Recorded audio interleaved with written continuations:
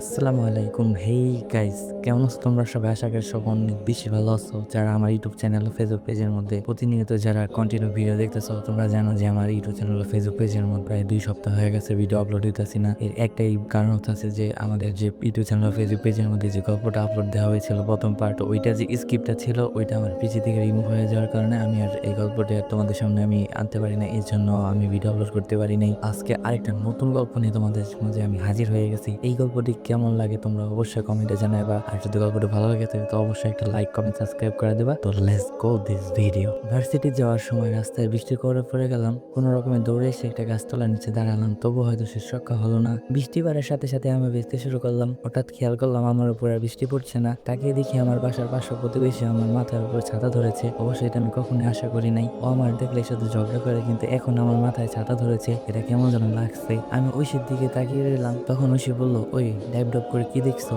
আমি বললাম, ভাবছি মানুষটা কবে এত ভালো হয়ে গেল। ঐশী বলল, এই যে রাজ, আমি সবসময় ভালো, শুধু খারাপ চোখে দেখো, ভালো মানুষটাকে চিনতে পারো না। আমি বললাম, ওই কি বললে? আমার চোখ খারাপ? ঐশী বলল, খারাপ চোখ বলেই তো এত ভালো মনের মেয়েটাকে ভুল বুঝছো। আমি বললাম, আসছে রে আমার ভালো মনের মেয়ে, তোমাদের মেয়েদের মোটর সাইকেলের চাকার মতো শুধু ঘুরে। ঐশী বলল, ওই রাজ, খারাপ হচ্ছে কিন্তু। আমি বললাম, ভালো হচ্ছে। ঐশী আমাকে হঠাৎ করে বলল, হ্যাঁ, মেয়েদের নিয়ে যখন এত অ্যালার্জি, তাহলে এই মেয়ের ছাতার নিচে দাঁড়িয়ে আছে কেন? ঐশীর কথার উত্তর না দিয়ে যে ছাতার নিচ থেকে বেরিয়ে আসলাম, তখন মনে হলো বৃষ্টি যেন আরো বেড়ে গেল। ওরে বৃষ্টি, আজ মনে হচ্ছে তুই ওই ঐশীর দলে। আমি আবার ছাতার নিচে গিয়ে দাঁড়ালাম। ঐশী মিটফিট করে হাসতে শুরু করলো। তাই বললাম, এই এত হাসার কিছু হয়নি। এত বৃষ্টির মাঝে একটা মেয়েকে একা রেখে যেতে ভয় হচ্ছে। তাছাড়া আমি তোমার প্রতিবেশী, যত ঝগড়াটা হও না কেন, এই অসময়ে তোমার পাশে দাঁড়ানো আমার কর্তব্য। ঐশী বলল, ও তাই বুঝি? কথাটা বলে ও জোরে জোরে হাসতে লাগলো। আর আমি চুপ করে দাঁড়িয়ে রইলাম। কিছুক্ষণ পরে হালকা বৃষ্টি কমার সাথে সাথে আমি এক দৌড় দিলাম। আর ঐশী তো হাসছেই। ভার্সিটি আসতেই দেখলাম একটা ক্লাস অলরেডি মিস করে ফেলেছি। তাই দৌড়ে পরে ক্লাসটা ধরতে গেলাম, কিন্তু ক্লাসে গিয়ে আমি তো অবাক। ক্লাসের কোনো স্যার নেই, কিন্তু সবাই লেখালেখিতে ব্যস্ত।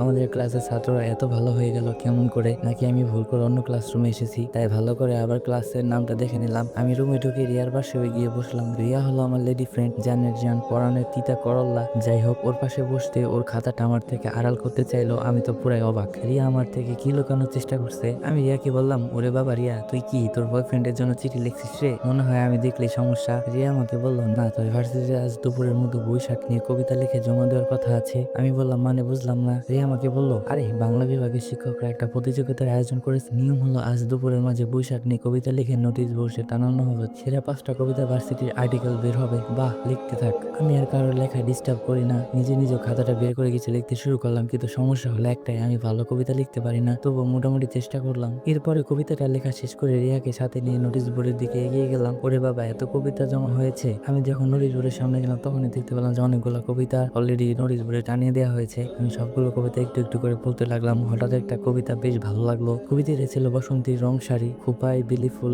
আর মুখে হাসি থাকলে বলবে তো ভালোবাসি। আমি কবিতাটা পড়ে নিচে লেখিকার নাম খুঁজে দেখি লেখা আছে ঐশিকা। কবিতাটা পড়ে অনেকটাই আমার ইচ্ছার কোন আমারও কিছু মিল পেলাম। তাই আমার লেখা কবিতাটি ওই মেয়ের কবিতার নিচে পিন করে আটকে রেখে দিলাম। আমার কবিতাটা ছিল, হয়তো শুকনো গোলাপের পাপড়ি কালো হয়ে যাবে, কিন্তু তবু ভালোবাসা সতেজ থাকবে, বাসবে কি ভালো একবার। এরপর বাসায় চলে আসলাম। রাতে ছাদে বসে বসে গিটার বাজাচ্ছিলাম। হঠাৎ পাশের ছাদ থেকে একটা আওয়াজ ভেসে আসলো। কেউ উপকার করলে যে তাকে ধন্যবাদ দিতে হয়, সেটা হয়তো আর কারো জানা নেই। পাশের ছাদে তাকিয়ে দেখলাম ঐশী এমন একটা ভাব নিচ্ছে যেন আমায় দেখছেই না। ওকে ধন্যবাদ, একটু বিরক্ত হয়ে বলে দিলাম। এমন ধন্যবাদ আমার লাগবে না। পচা ছেলে।